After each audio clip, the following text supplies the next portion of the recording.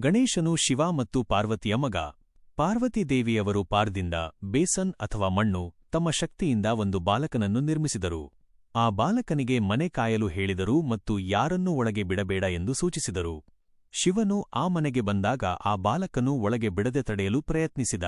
ಕೋಪಗೊಂಡ ಶಿವನು ತನ್ನ ತ್ರಿಶೂಲದಿಂದ ಆ ಬಾಲಕನ ತಲೆಯನ್ನು ಕಡಿದು ಹಾಕಿದರು. ಪಾರ್ವತಿ ಆತನನ್ನು ನೋಡಿ ದುಃಖದಿಂದ ಭೂಮಿಗೆ ಬಿದ್ದಳು. ಪಾರ್ವತಿಯ ಆಕಾಂಕ್ಷೆಯಿಂದ ಶಿವನು ಒಂದು ಗಜದ ತಲೆಯನ್ನು ತಂದು ಆ ಬಾಲಕನಿಗೆ ಜೋಡಿಸಿದರು. ಹೀಗೆ ಆ ಬಾಲಕನು ಗಜಮುಖಿಯಾದನು. ಅವನೇ ಗಣೇಶ.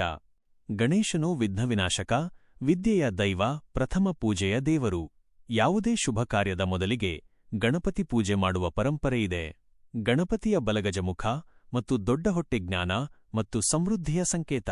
ಅವರ ಮೋಷ್ಠಕ ಒಂದರೇ ಒಂದು ದಂತ, ಶ್ರದ್ಧೆ ಮತ್ತು ತ್ಯಾಗದ ಸಂಕೇತ. ಗಣೇಶ ಚತುರ್ಥಿಯಂದು ಗಣಪತಿಯನ್ನು ವಿಶೇಷವಾಗಿ ಪೂಜಿಸುತ್ತಾರೆ. ಈ ದಿನದಲ್ಲಿ ಮಣ್ಣಿನ ಗಣಪತಿ ತಯಾರಿಸಿ ಪೂಜಿಸಿ, ನಂತರ ವಿಸರ್ಜನಾ ನದಿ ಅಥವಾ ಕೆರೆಯಲ್ಲೂ ವಿಸರ್ಜನೆ ಮಾಡುತ್ತಾರೆ.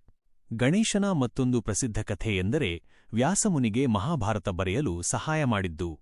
ವ್ಯಾಸನು ಹಾಡಿದ ಶ್ಲೋಕಗಳನ್ನು ಗಣೇಶನು ತನ್ನ ದಂತದಿಂದ ಬರೆಯುತ್ತಿದ್ದನು. ಈ ಎಲ್ಲ ಕಥೆಗಳು ಗಣಪತಿಯ ಮಹತ್ವವನ್ನು ತಿಳಿಸುತ್ತವೆ. ಅಂತಹ ವಿಶಿಷ್ಟ ಗಣೇಶನು ಎಲ್ಲರಿಗೂ ಪ್ರೀತಿಯ ದೇವರು.